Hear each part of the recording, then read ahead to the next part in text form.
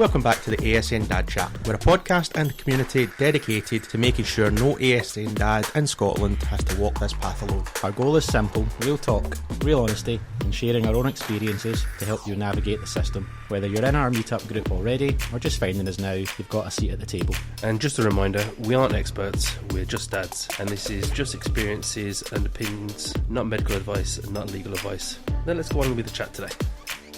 Hello and welcome to ASN Dad Chat. This is episode 7. I'm joined by Sam. Hello. And Glyn. Hello. And today what we're going to be talking about is different experiences we've got in terms of the perception that we had before you have children and you are having these ideas in your head of how it's going to be, whereas when you have a child with additional needs, that always out the window and you do have things a bit differently. What are you guys' thoughts on this? Yeah, absolutely. I think before you have kids, I think you don't appreciate the time you have, really, like the free time you have, and your routine. Like everybody's routine is just so different. And then when kids come along, it's like you just get absolutely blown out the water, I think, and it's about how you adapt to that as you go. Don't know how you feel about that. I thought my 20s would absolutely have got me ready for being a parent because I was going out 3 times a week, going to bed at 3 in the morning, getting up for work at 6. But I don't know if it's just age, but I just can't do that anymore. Like I wake up at like at 4 or 5 in the morning. I'm like, To be fair, I'm like that on most days. Yeah, I think the last time I even went out and had so much as a sip of an alcoholic beverage, I was absolutely floored the next day, and that's when I knew. That's when I knew I was like, it's over for me. My 20s are done. 9 o'clock. I just want my blanket. Yeah, you just want your bed. I just want my blanket. Bed. I feel like I'm kind of used to getting up at like about 5 or 6 with Ashton each morning, sort of thing. And I'm just in the usual kind of cycle that I think most kind of parents have, where I'll stay up till midnight, get up first thing in the morning, tell myself you need to go to bed early, have a plan for going to bed early all day. When Ashton eventually goes to bed, then it's a case of I'll stay up for another few hours, and then the cycle repeats itself. So just constantly tired. I think you really appreciate your own time that much more. And something I know I do it all the time is I'll do the exact same. I'll sit there and I'll go, right, 2 out of the 3 kids are sleeping. One of them is running around the living room. Hopefully, like everything that's breakable or throwable has been put away, so less damage. That's a real insight into my household. Oh, yeah. But I sit there and I go, right, time for some sleep, and then I end up going on my Switch or something like that, and I'm like, a wee bit of me time, and then I wake up the next day feeling like a zombie. I think that's the thing though. I think it is all about you're trying to kind of claim back time for yourself. So no matter when Ashton goes to bed, I'll always be like, even if I'm tired, I'll always want to stay up a wee bit later just to have that time to myself. But as I say, it's that vicious cycle because you wake up in the morning, you're cursing that you didn't go to sleep as soon as he did. But it's time with you. What's sleep? It can be time with you and your partner as well. Obviously, like, realistically, you don't get that time when you're with the kids because you're on full alert. So even if you get like the occasional bit of like a respite for yourself, like you want to have that time, but then you just end up you're just so tired and you're so wiped out. The two of you just want to like zone out and just have dinner and just. Was it me and my partner? We have what's called our antisocial social time. So like parallel play. So basically, we basically turn to each other and go, like, if we're having dinner, sometimes we'll sit there and go, right, phones away, you want to talk about the day or whatever, and then sometimes we look at each other, we kind of give each other that nod of, you can go on your phone, I'm going to go on my phone. We're going to be silent, we're going to be antisocial, but we're going to be antisocial together. See, that nod for me and Jade is, we're not cooking tonight, that's takeaway. To be fair, we used to do that so often, but I think both me and my partner, we've really wanted both of our going to the doctors and stuff like that for like our health issues. That's what I was trying to figure out what to say. Health issues. The message has been like related to weight and stuff like that.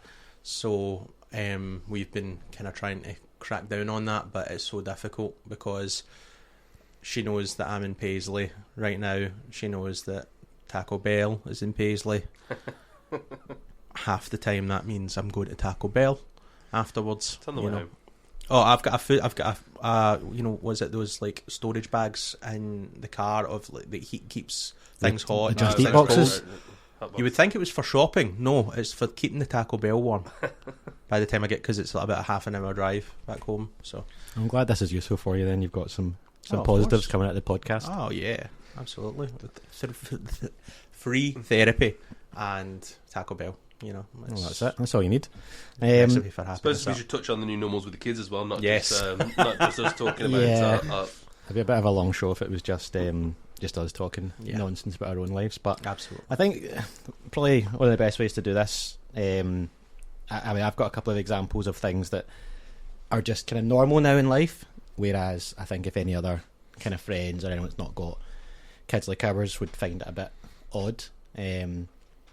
Not to make this like a game show or anything, but we could even just. I'm quite happy to go through some. And then we can just kind of go around and we can. Like a new game show format there. Go ahead. I mean, I kind of touched before, so some of the stuff with Ashton when he's up in the any sort of meal time at all now. So we have so many bowls in the house, so many plates. Whereas now it's finally admitting that there's only one plate and only really two bowls that he'll actually use. No matter how many times I'll put it in front of him, it has to be the specific red plate.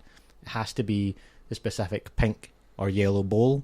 There's no sort of mixing it up. There's no replacing it with the same plate. They know. So it's this specific thing that I can't mix up and give him a proper plate. And I think it's that way that other parents wouldn't really understand how important it is for him to be eating. If I put it on a different plate, he wouldn't touch it. It could cause a meltdown. So it's things like that are massive that again are just now part of the day to day for us that we just know it has to be that plate. No matter what else is in there, it has to be that. Yeah, I like so. At night time, you need to make sure it's washed and it's ready to go for the next day. For at home for us, I think when I think about when we talk about the normal, when I met my partner, so she had the two older ones, and I didn't have any, so I was completely brand new to painting in general. The only experience I had was the lessons that I was taught from my parents, and I was very much brought up in a kind of older family, shall I say. So I was very kind of old school with my parenting, and I learned a complete new norm from the ground up, and credit to my partner, because I don't think I would have had the patience to do that. I think I love the example you gave previously, Sam, about having the dessert at the start of the meal. Yes. Which I think is a great analogy for a lot of stuff that... Well, I made dinner for the kids today, just before I came up, and my youngest, he is really into the Rice Krispie multi-grain shapes. Yep. So he had a bowl of them, some Tangfastic gummies, and some crisps. Then my stepdaughter, she's really into soup at the moment, so M&S soup, with the best of gear. So she's right into. I made her a soup, and then for my oldest, he has had sausage and chips, the same sausage, the Bernard Matthew smoked sausage. He's had that for probably the last 3 months straight. Must be some size of sausage. Oh yeah, absolutely. It's bent and everything. Yeah, it's smashing that. This is a family podcast, guys. Come on. Okay. Listen, right. Listen, I wouldn't bash what my oldest enjoys. But so 3 different dinners, 3 different concepts, hot foods, cereal, all of that sort of stuff, and it's really just whatever your children kind of lean into. I know we were talking about like obsessions and stuff kind of last week. Mm-hmm. Whatever they're leaning to food wise, that's what you do. Easy life. And was it our go-to thing at the moment is say like disposable plastic plates. So half the time, the kids and myself and my partner, we go through plates so quickly in the house, where we sit there and go, right, let's just take out a plate, and next thing you know the sink is completely stacked, and we're like, oh god. And then so at the moment we've been right into buying just plastic plates in bulk, Mm-hmm. because the kids will just eat off of it, stick it in the bin, That means we don't have to do any dishes at night. Does it ever get like a Greek party where you start throwing the plates around? Oh, so my youngest, he just kind of tips everything off the plate and then throws it like a frisbee normally at me. And then my stepdaughter, it's all bowls for her right now. So we basically stack all the bowls for her and keep them all clean because, you know, soup, macaroni, she's right into all of that. And then my oldest, he just smothers his plate with barbecue sauce and then sticks it in the bin at the end of it. So, yeah. What about yourself, Glenn? Have you got any examples of things that are... I think new norms for us. I didn't really have many kids in my life when I was going into my adult age. I was an only child myself. I technically have a stepbrother, but he's a lot older than me, so he wasn't living like in the house with me when I was around. But so I see myself as pretty much as an only child. I've only got one like niece, as it were, around about the age where I would have been able to have contributed to that. So I didn't really see childhood as a whole.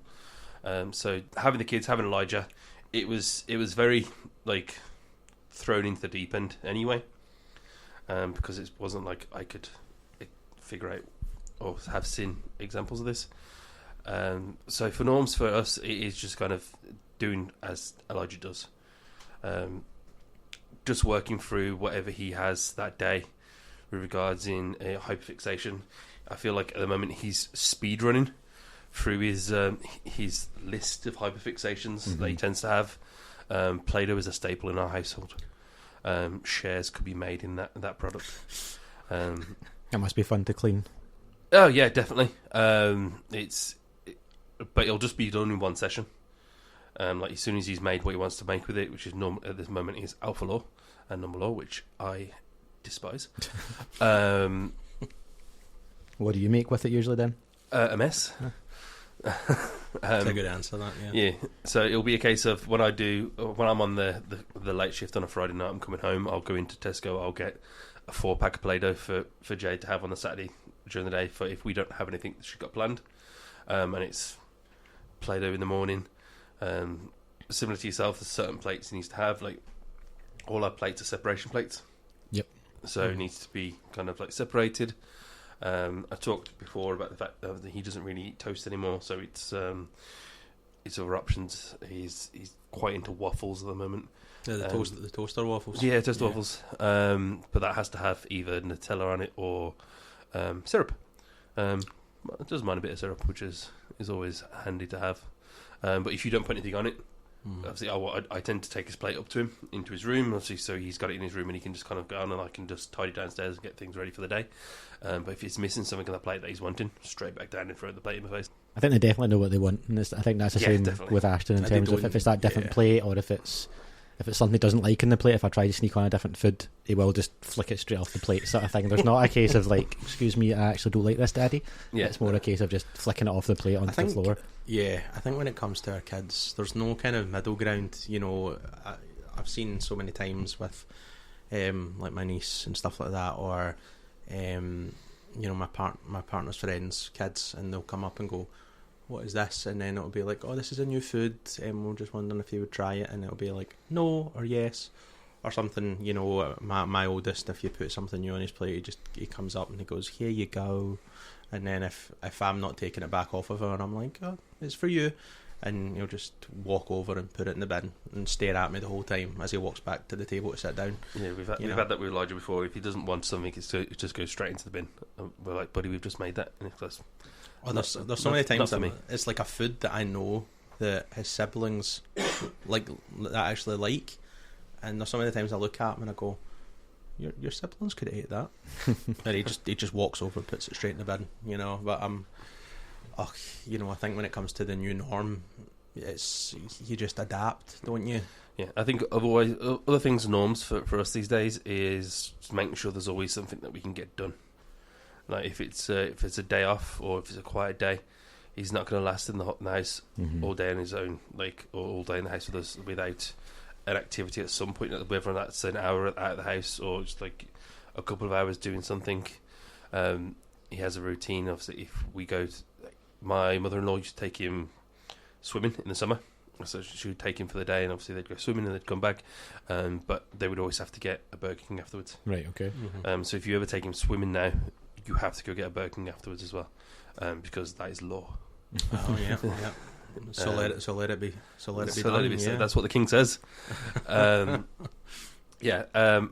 Just always making sure that we have got something on to begin, and if for any reason we don't, we need to be finding something to kind of keep him like motivated. Even if we're just getting out of the house for a little bit, doesn't matter what it is. And now, thankfully, obviously with the lighter days, it means that we've got more options. Like he does enjoy the park. He does like being outdoors because he just likes to run.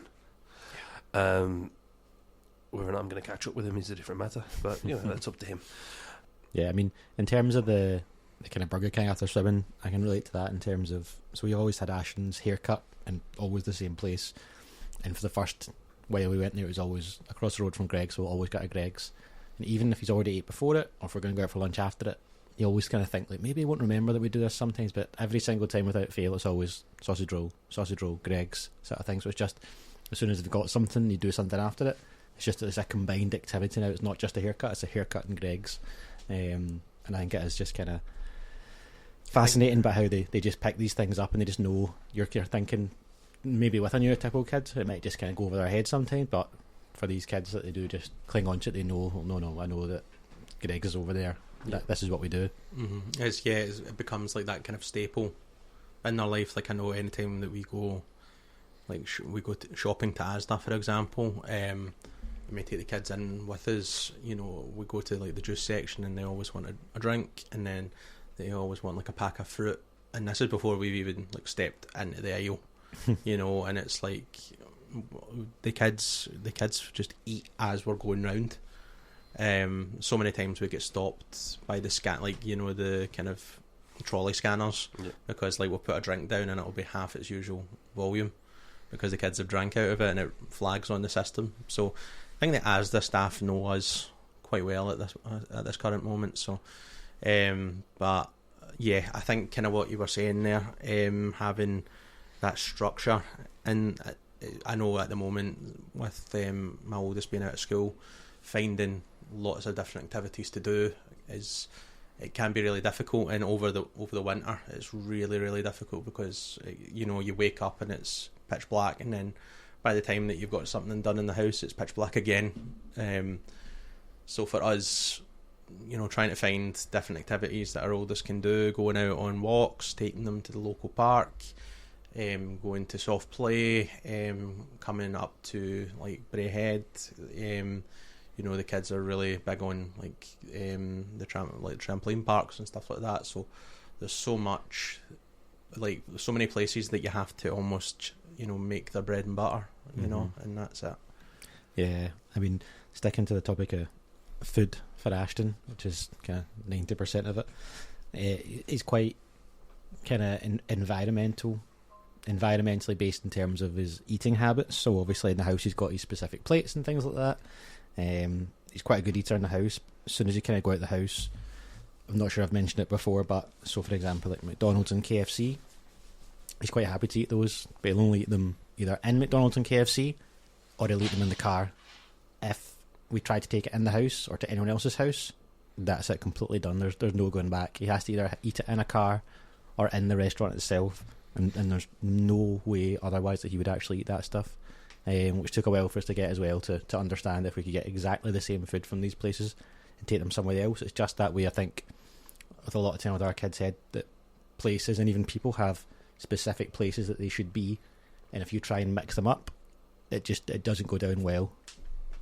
I don't know if any of you guys have got anything like that in terms of environmentally. When it comes to McDonald's, especially, my oldest, he absolutely adores McDonald's. He gets the same thing. He's had the same thing. That's his order.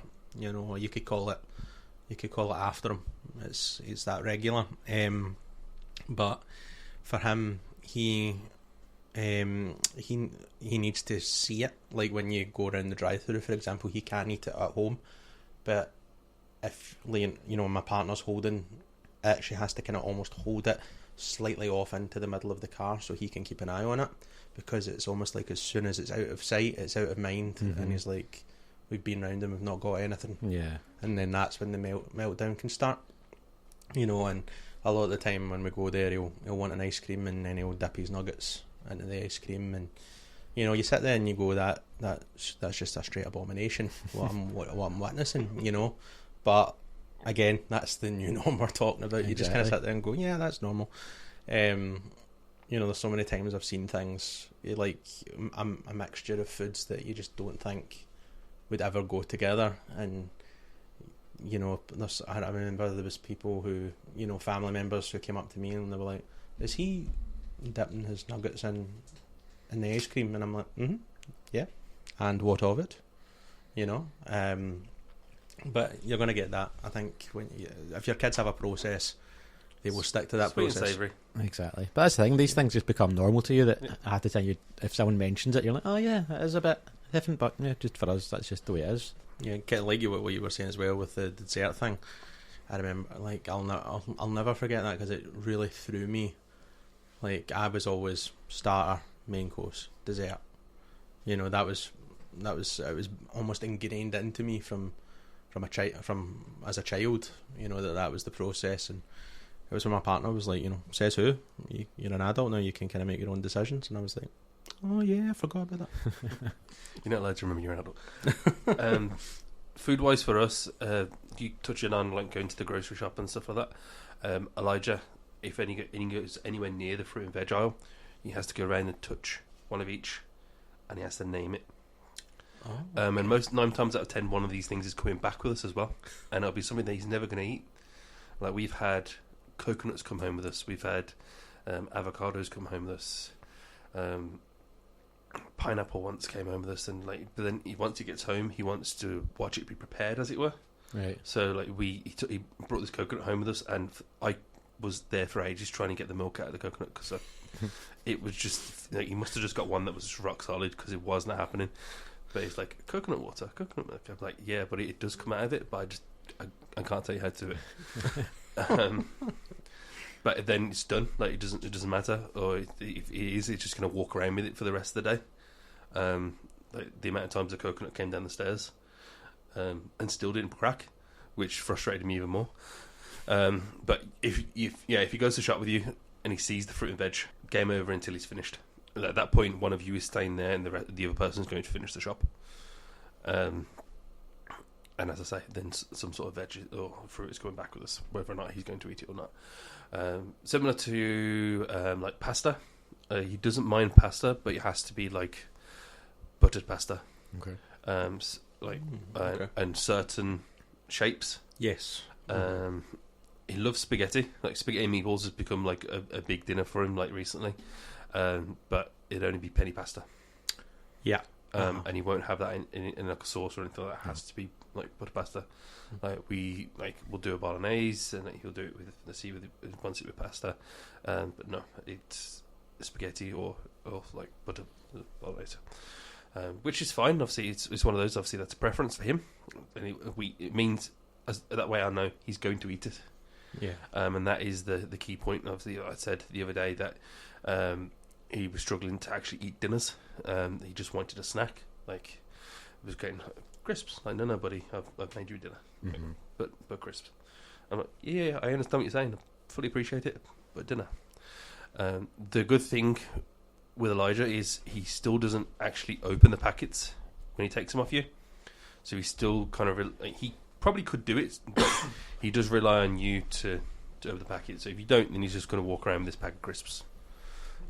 So that's the safeguard. That's the safeguard for it. I think it's that way where obviously we say about it's difficult to have these things, these decisions about, oh, they'll only eat this, only eat that. And I think it is that way as well, that there is obviously other parents out there with kids like ours that struggle to eat anything at all. So I think it's that way of that balance where it's good to have them eat anything sort of thing, like whether it is you're saying spaghetti meatballs, anything like that, and I think that's with us. So Ashton has quite a varied diet, and there is times where if we are out and about, he will only eat, it can be snacks, maybe crisps or anything, but you've obviously just not got that worry that he's ever going to be hungry, at least. I think that is quite a kind of difficult topic for some parents, where it can be that even kind of food and drink itself can can be a difficult point to get through with our kids. And I think there's a lot of things that are like incredibly anxiety inducing, like going out. You know, we have to have like a pre-made bag, and there needs to be about 5 or 6 different snacks in there because my oldest, he doesn't get full. You know, he would throw up before being full. So, like, we have to just kind of like separate the snacks as much as we can throughout the activity we're doing, or going to the shops. You know, whatever the activity is, we just kind of have to split it apart. But it can be because if he finishes all of his food and he's still kind of, he'll be on you because, you know, it'll be you know, we'll say 5 minutes and then a snack, and he'll go 5 minutes and snack, and then, you know, 10 seconds later snack, and then so you have to almost, you know, you'll be like so stressed and anxiety and, you know, all of that pent up, but then you also have to be as patient as you can be because it's just part of his process. You know, he doesn't understand, you know, fully what, you know, what 5 minutes is. Yeah, and it's all communication, like hidden at all, like, so there's a positive to it all. So that is, as you say, just that way of being patient, and sometimes it's just taking that step back and just appreciating kind of what they actually are doing in terms of the level that some of the kids are at, sort of thing. That it is a lot of these things, it can be, it's difficult for us, but for them it can always be a small victory as well, that they're happy to wait, or they're happy to kind of try and understand what kind of waiting is and time. And yeah, I think waiting in general is quite difficult for kids with additional needs. Just the concept of, for example, for Ashley in the morning, if we're making him something, whether it's like a croissant is what he loves at the moment, and it's usually kind of 10 minutes, but as soon as I say, do you want a croissant, he expects it, that's it, it should be ready, where is it, sort of thing. So it's trying to each morning I'll say to him, so Ashton, the croissant will be ready, and he'll say soon. So I'm just trying to get it into him to understand that not everything's available instantly. Yeah, we've got something similar. Like he's got very much into baking just now, obviously. So like once a week we have to do like cupcakes, or we do a cake. He doesn't want to eat it; he just wants to do the process. I'm coming to your house, man. That sounds wonderful, man. That's great. It's those little like, it's like the Hey Dougie ones and like the Peppa Pig ones. They're not amazing. They're just it's I'll still be there. Sounds great. I hope Elijah doesn't listen to this. You're just dissing his cooking. It's all right. Even Elijah, I promise you, I'll be there, pal. I'll give them a try. That's for sure. But he enjoys the idea of making it, and so he knows like on a weekend we'll make one of these at some point. So much so that if we forget to lock the kitchen, and he's up before us, which he 9 times out of 10 he normally is, he'll already have everything out in the kitchen ready to go, and I'll just hear him going 2 eggs, and I'm like, okay, I need to get up now. But it's the time aspect of it. So then we have to explain to him these need to cook. So he's got quite well with like taking my phone and putting a timer on. So I'll be like, okay, buddy, 10 minutes. He goes, 10 minutes. So we'll make the timer, and I'll be like, in 10 minutes we will get these out. 10 minutes. He doesn't understand what 10 minutes is, but he'll come back and he'll check my phone and just be like, see how much longer's left on the timer to go, and then it's okay, they're out. And then 5 more minutes, and then we can ice. 5 minutes and ice, cooling down. So that's obviously he doesn't understand the concept of the timing, but it's there as a point of reference for him that this is going to happen. It's just going to take. These are the steps that we're going to take throughout. It's really good that he processes. Sorry, I interrupted you there. That he'll see that though, and he'll process. You know, it's very different in our household. It's not something that, you know, we could have a timer up. For my stepdaughter, though, timers are incredibly anxiety-inducing. It actually adds on to her anxiety, because she then sees the timer coming down, and that's almost like, right, there's an end point. You know, I need to get this done by this time.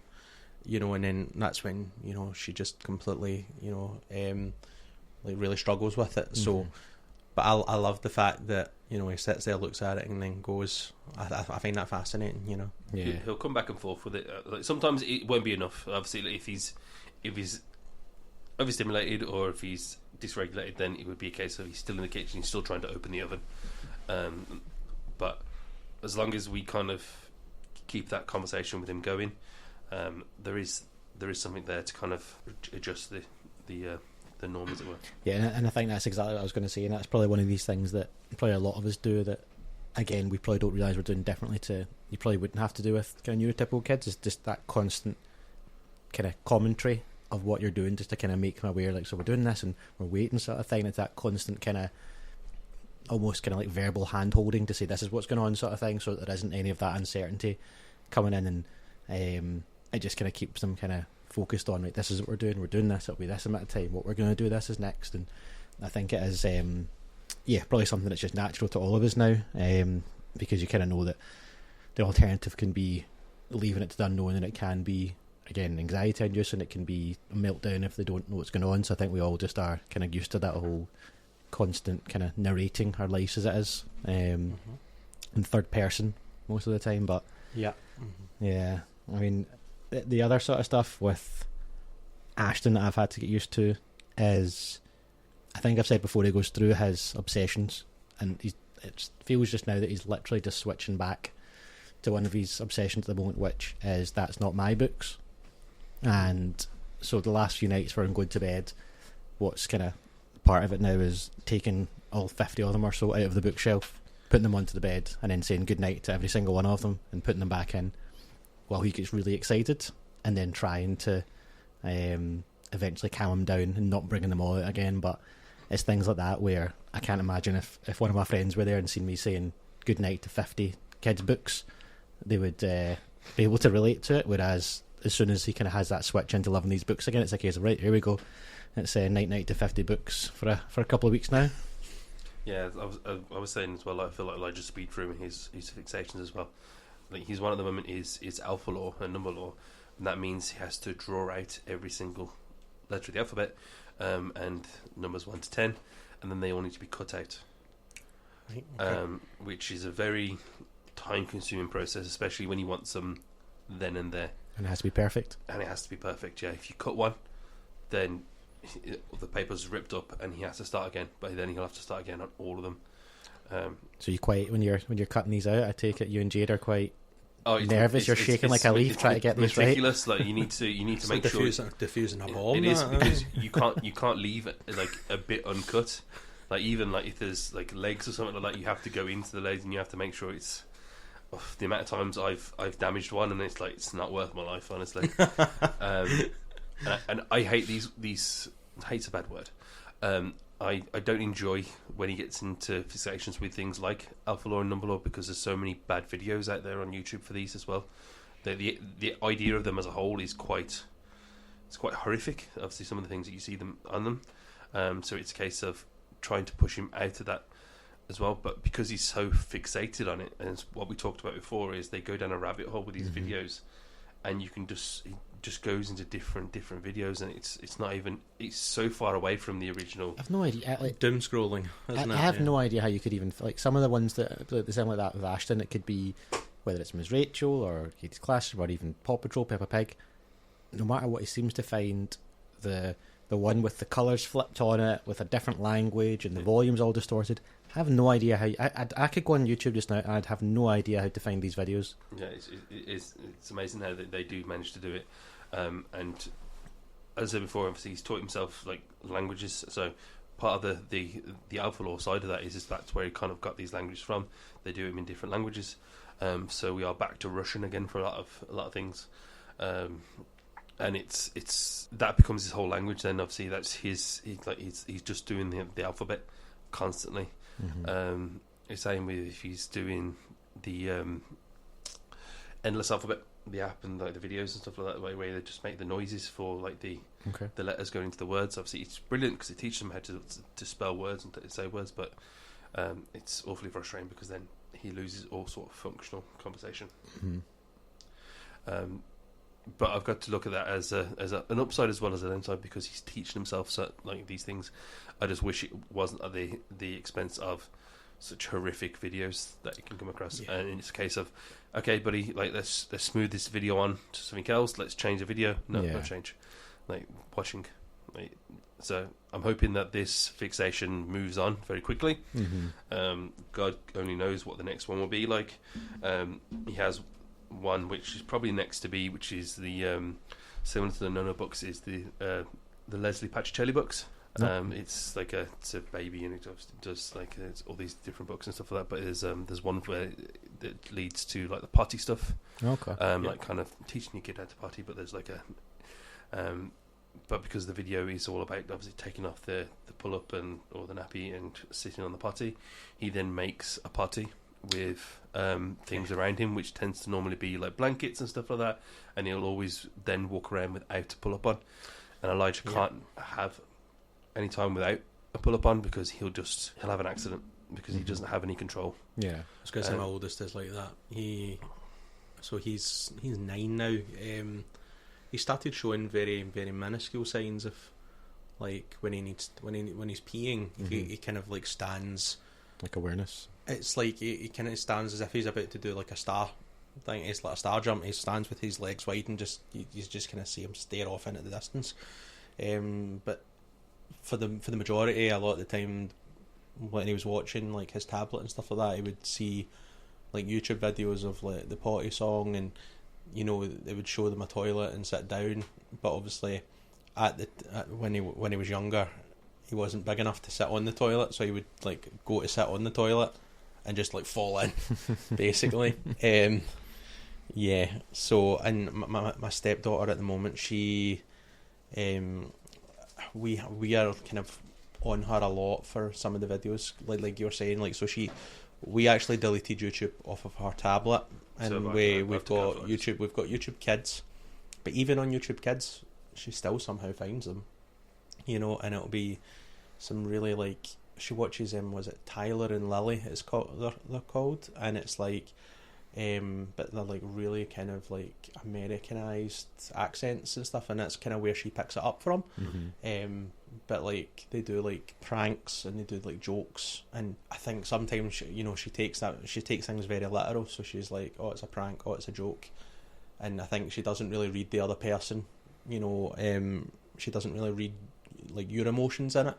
So if you're like me and my partner, we're having like a really stressful day, and we're just a bit, that bit more kind of wired ourselves, and we're dealing with a lot more kind of things that we normally would do, and she's trying to play pranks on us, and it's very much just sitting there going, oh, you're like, I know it's part of your process, but I need you to understand that we're just not in that place right now, Yeah, I think it is that difficult balance in terms of being impressed with the development and also just obviously trying to stay calm and make a normal life out of it. Absolutely. I think there's like, even when we were talking about the food, I think, see how you were obviously saying there's Glyn, you were saying there was obviously a certain way that you prepare pasta and certain ways that you prepare food. I think the upside, and I know sometimes it's really hard for us to find an upside on it, but the upside is they're guaranteed to eat it.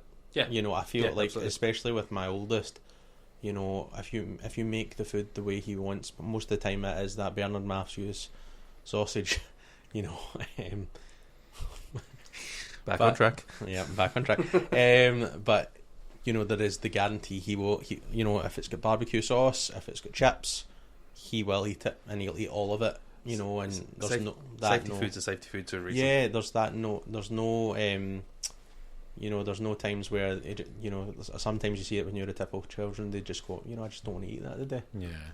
Your child is almost 100% guaranteed to eat it. No, definitely. And I think this is where it kind of leads on quite nicely. Obviously, we talk about all these different things that are kind of normal for us that are different for other parents, and I think it kind of leads on nicely in terms of there's a lot of things that we probably celebrate as parents that our children have done that would be absolutely nothing or minuscule to other parents. So things like even for Ashton, if he'll put like his wrapper in the bin or anything like that, it's almost things like that will happen. You're almost emotional to be like, I'm so proud that you're able to do these sort of things, because I think that you almost, when you get the diagnosis initially, there's not a lot of, in terms of the research and the kind of paperwork and what you're told at first, there's not a lot of positives that come out of it. It's a lot of it's all based on this is what your child isn't going to be able to do. There's not a lot of things of here's all they're going to think things they're going to be able to do. So I think it's almost that way of when these small things come around, things like opening their own crisps or get into their own food in the fridge and things like that. And don't get me wrong, Ashton being able to go into the fridge and help himself now is as good as it is bad, in terms of just helping himself. But I think it is these kind of small victories that are great. I think it'd be quite good just to you have a wee chat about things that you would class as a small victory in your household. Yeah, I'll certainly start on that one. So in the morning, our oldest, when he wakes up, and a lot of the time he will want a snack before he's decided what he wants for his breakfast, and then when he's ready, he'll come up to you and he'll say, toast and spoon. And a lot of the time when we're doing that, he comes up and he'll say, do you want help? And a lot of the time, we were kind of like, well, what are you meaning by that? And then he'd point at the kitchen and go, do you want help? And I was like, right, show me what you mean. And he would come in and he would climb on top of the worktop, open the cupboard, pick the cereals that he wants, come back down, and then go into the lower drawer and take out like chocolate spread and put it in that way. And it was very much, he was actually telling us what he wants. And I think for us that's such a big thing, because there's some times where family members would be watching the kids and they would just kind of make a generic breakfast, and they didn't understand that he has this process and he has these select breakfasts that in his head that's what he wants, and the fact that he's now able to show us that is huge. And I think it's one of those things that, like you said, it can be really difficult, because like in neurotypical households, I would imagine that's quite a common thing, but obviously our children are on the same sort of pathway. It just takes them a wee bit longer, and that's why it's so important that we have to celebrate these small victories, because if you were to just look at it on a sheet of paper and go, your child is going to achieve in 30-40 years what a neurotypical child could achieve in a fraction of the time, you would be miserable, so it's so important to celebrate these small victories. Yeah, no, 100%. Obviously, and we've got a thing similar, like you saying about the like him telling you what he wants. If Elijah wants a snack, he will come into the kitchen and be like, right, okay, buddy, what do you want? Like, a snack. I'm like, cool. What are you after? And then he'll climb up, and I've tried to be like, okay, buddy, like, instead of climbing, use your words or point. So a lot of times he will just point and like, or if he sees something he knows the name of, he will do. Other good things for him obviously is how he is developing to spend time with his brother. Obviously Noah is still quite young. Obviously he's definitely coming into himself. But there'll be times where Elijah will spend time with him, even if it's just parallel play. He'll just sit there and let Noah just kind of roll around him, and he just kind of laughs at the fact that Noah's just being silly. Or in the morning, if Noah comes off our bed and goes into Elijah's room, we'll hear Noah is escaping. So I'm like, yeah, buddy, Noah's escaping. So that is always a good one. I had a funny moment with Elijah the other morning. He comes in every morning and he gets his tablet from us, obviously, because he knows it's always charged on my side of the bed. And I was zoned out. I think we'd had a rough night with sleep with Noah, and I was absolutely out of it. And he was like, "Dad, tablet." I'm like, "Okay, buddy, it's there." Obviously, I was gesturing, and I didn't kind of get to it. He took the tablet and he came back 2 seconds later and he goes, "Don't worry, sleepyhead. Here's your hat." And he put this cap up. He put this cap on my head, and I'm like, it took me about 10 minutes to figure out that I was wearing a hat while I was in bed. And I was like, what the? And I was like, it just made me chuckle for the rest of the day, just because it was such a weird thing. But for him, that was him being affectionate. Yeah. So showing empathy, I think, can be really. It's sometimes those moments you're like, oh, it's not that you don't see it a lot, but sometimes the way your children show it will differ. It's we're talking about a new norm. It's a new norm for them to be able to show empathy and show emotions. It's when their personality kind of shines through, because a lot of these things with kids is kind of scripted or things they've learned, but it's when those points when their wee personality shines through, you're kind of like, oh yeah, nice I think about was it our oldest? He's so carefree. Honestly, he's probably one of the most carefree children I've ever seen in my life. Whether he's surrounded by 100 kids or one, he'll still have the same amount of fun. He'll still stim. He'll still enjoy himself. But one of the funnier things that I remember, we were getting all three of our children christened, and we're there. We're all dressed up. All of our family members are there. It's a very serious occasion, and the priest comes out with the candle, and he's coming up, and it's absolute silence. And my oldest, he just kind of ever so like gently, he just goes, "Happy birthday to you," and I'm like, oh my lord. But it's just, oh man, it's I don't think I stopped laughing for about a week after that. I was like, it was just such perfect comedic timing that they haven't anticipated, but it was brilliant. One of Jade's favourite things for Elijah is when he likes to play hide and seek in the house, and he is absolutely a terrible for hiding. So he goes, "Where is Elijah?" And then he goes and just kind of sits behind the sofa, with his head still poking at the top. And we're just like, "Is he behind the sofa?" And he's like, "No." And we're buckling because obviously, like, we can tell that he's taking it so seriously, and he's just like giggling away to himself. And I'm just like, we have to go through the motions. Is he behind the TV? No. Is he up the stairs? No. Is he behind the sofa cushion with his legs hanging out? Yes. And he's like, honestly, I think was it something we talked about before? Actually, our oldest, he loves going in the shower. It's just, I think it's like the water pressure. He absolutely loves it. But there's so many times where we're like, listen, we've had a shower in the morning, or we've had to leave really early in the morning, so it'll be like, we'll have one later on. And being parents, a lot of the time, trying to stick to that routine, you can forget. So what my oldest will do, he will wait until he has done a number 2, and then he will proceed to what I can only describe as like Arnold Schwarzenegger out of Predator, cake himself, and you see handprints on the walls, and you're like, oh, lovely. And then he'll just look at me and he'll go, shower?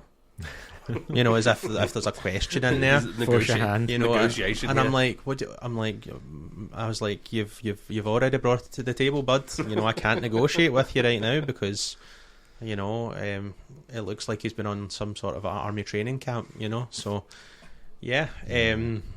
But it's just funny because I think he will find the extreme just to get the thing that he wants. Yeah. Mm-hmm. And it makes you laugh because if I'd imagine in a neurotypical household it'd be like, okay, I'll have one in the morning, or okay, I'll go for one right now, or whatever like that. But then he'll find the extreme, in that example. It's just him. It's hilarious. But don't get me wrong, it also, sitting scrubbing the walls at 2:00 in the morning, it does. It's not great. Yeah, it's not great. So that's like, and Ashton's can be the opposite sometimes, where he's one of these ones where once he's in the shower or in the bath, it's difficult to get him out, but you need to kind of persuade him to get in the first place. And the amount of times I'll say to him, like, are we going to go for a shower? And I know that he's going to get upset, or I'll go, or do you want to go in the morning? So straight away it's in the morning. So even as soon as I mention shower or bath now, it's in the morning. Even if it is the morning, straight away, shower or bath, in the morning. Sort of thing. So he just knows that at one point I've said that, and it's meant that he doesn't have to go into the bath. So things like that he's clung on to. I think it's that way. There's obviously a lot of things that our kids say that are quite funny. Is there anything that you guys have got in your kind of vocabulary now? Like, for example, like for me, like a lot of the times now, as I said before, I'll need to say night to these books, or we'll need to say night to lots of things, or say if we want to stop an activity, or say like, okay, right, bye Lego just now, bye, to try and like kind of end the kind of play for that. Or at the moment, Ashton is obsessed with me chasing him around pretending I'm a bee, so I'm constantly having to go bzzz to him constantly in any sort of situation, and it's just these things that just you don't even think twice or saying it, sort of thing. Yeah. I think funny things I can think of. There's so many, but my oldest, he loves to play, but I think sometimes he forgets that he's 5 foot tall and 65 kilograms in absolute sheer muscle. So he'll climb up on the couch and I'll be just sitting there, or I'll be like chilling half the time I'm napping because I've been up all night with him or something like that. He will sit on, like, he'll just straight plump himself down right on my chest, and I'll be like, I'm struggling for breath, and I'll be like, hi, and then he goes tickle tickle, and I'm like, tickle tickle, I can barely breathe, bud. Like, yeah, so honestly, it's hilarious, We have a thing with Elijah. If I lie on the floor, Jade, if we're all in the room, Jade was just like, Elijah, attack! And that normally, and that is normally Elijah's cue to frog splash me. Nice. But he doesn't fully commit, so he always still has his knees straight into my back. Yeah. So he goes to like jump at you, and obviously so I could catch him, but the knees are still there, so I have to kind of like gesture how I'm doing. But you like, as soon as you say Elijah, attack, and he just goes attack, and starts running at you. I don't know if anybody in here is similar, but I feel like when our children play, you have to, like, especially my stepdaughter, we have to almost protect, cover up and protect the lower regions, so to speak. She jumps on you, but she will like run full force, but lead with her knee. So there has been many times that play has been halted due to an injury on my part. I think it's that way. It's the same with Ashton. I don't know if it's the same with you kids, but Ashton plays like he's still 2 years old. So just jump on me as if he's like a baby, and I'm trying to carry him about. I'm like, Ashton, you're far too big for this now. And it's trying to still play the same way and trying to. Oh, as my oldest, he climbs on my shoulders. He'll climb on my shoulders and expect me to pick him up. Yeah, that's just. And I'm like, you're 65 kilograms, but every time I pick you up, it feels like my life expectancy drops. Yeah. Elijah has a one where it's if you're standing at the bottom of the stairs and you're shouting him down, he'll come down, and he stands like 4 steps away from the bottom, and he just stops there and he watches you, and I'm like, I know what you're gonna do, don't do it. And he just gets a smirk. I'm like, don't do it, and he just dives because he knows you're gonna have to catch him. Like, if I was a worse parent, I'd just move to the side and just let him catch himself on the floor. But I feel like that's the type of thing that gets your kids taken off you. Yeah. So he knows you're going to catch him, and like, so it's a case of then just bracing yourself for the full force of him just diving at you. Yeah. I remember the other day I was in the car, and after it happened, I could just kind of feel myself kind of chuckling away to myself, and it was that way we took Ashton to the shops, and it was his birthday the next day, so we'd bought him a few things. We'd put it in the back seat, and straight away Ashton wanted to kind of just play with the toys straight away. And one of the things we got him was the kind of big foam Hulk hands. And then so I'm driving away, and I can see in the back seat, and it's not usually the sort of thing you'd think to shout back at a kid when he's got these. I'm like, Ashton, don't eat those, sort of thing. I'm just sitting there, I'm kind of like, yeah, I can't imagine it many other parents having to shout these based on these toys, sort of thing. But yeah, I think things are a bit different. But I think that one of the things we did this week is we've had some feedback from our community to give us some of their own responses to similar like new norms. So we asked a couple of dads, just being like, what are the new norms in your lifestyle? Like, what the things do you guys have to do on a day to day? A lot of the responses were quite the same. One of the main points is just when you're going out, just making sure you're kind of like risk assessing. Similar to what you said earlier, it's making sure you've got everything when you leave the house. Like, if you're going to a restaurant, you need to make sure there's going to be something there for the kids that they're going to want to eat. A big one is what we similar talked about already with our potty humour. A lot of our kids are still in pull-ups or nappies and stuff like that, so we do find ourselves having to clean bums a lot longer and a lot older than we thought we were going to, and that varies with child to child. Even practicality, it's difficult for that. I mean, Ashton's more just of a nighttime pull up at the moment, but even in the morning, it's just even practically. Ashton's 7 now, and it's that way of trying to get used to it. I mean, it's fine when they're young babies, but it's not as practically as easy as I'm sure people can imagine to do with a larger child. I think it sounds bad to say. I remember when my stepdaughter, when she's fully like potty trained, I think I almost cried at the fact that I didn't have to do three sets of nappies. It was only 2. But we've got a 9-year-old. He's in the kind of, was it the adult medium size nappies, and we used to have to order those in bulk on Amazon, which was an absolute nightmare because they were in and out of stock all the time. Thankfully, we found ones at Asda that are really good. So, and they're always like stocked up. So it's been really good in that sense. And our youngest, he's in kind of pull-ups at the moment as well. So, yeah, I think don't get me wrong, there's times where I lie my oldest down and I change him and I go, dear God, this is almost like changing an adult.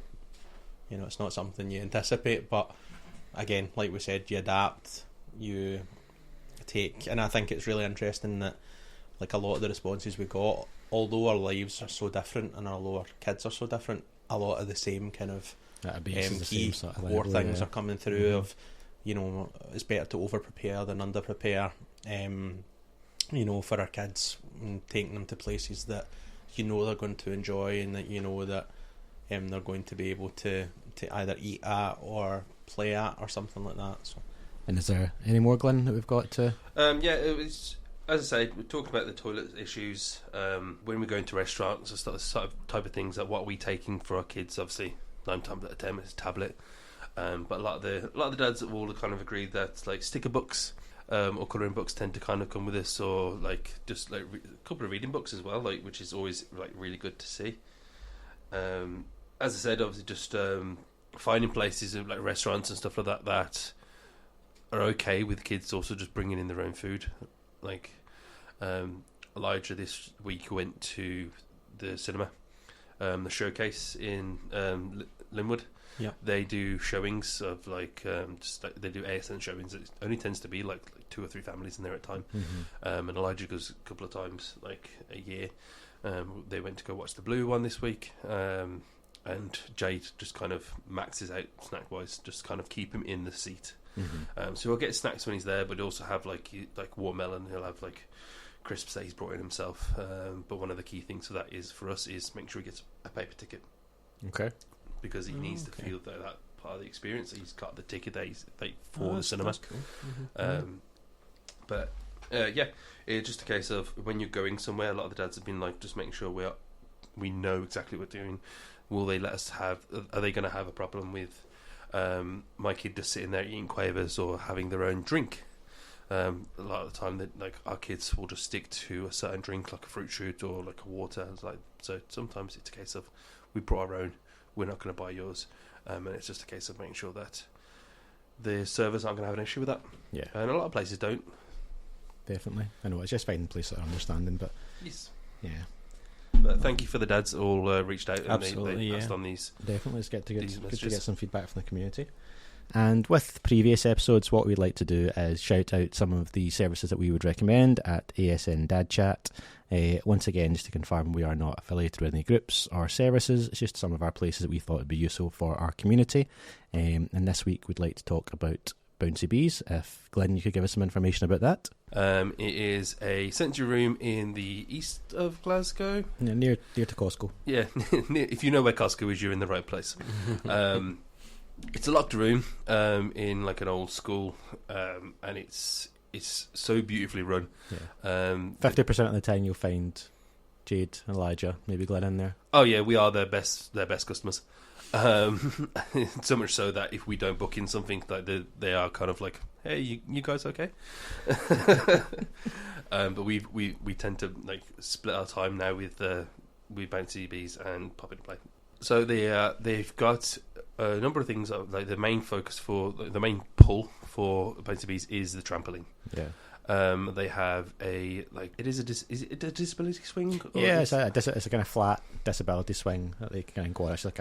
It's almost just like a flat kind of soft play mat. It essentially feels like they can sit on and it'll spin around and go back and forward, or it can kind of rotate 360. Yeah, they have their own like kind of like sensory corner with the lights, and like they've got the flashing stars.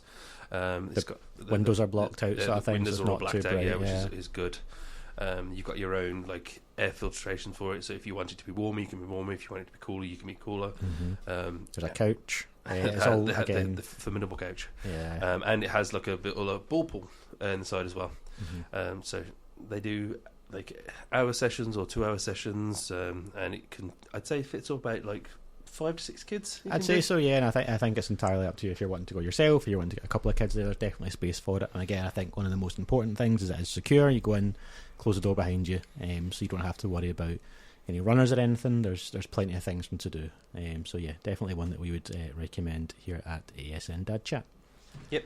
Okay, so I think for another week we will say goodbye. Thanks again for listening to us, and we will talk to you next week. See you later. Thank you. Thanks for listening. If you want to get involved or get in touch with us, you can find us on Facebook or Instagram under ASN Dad Chat.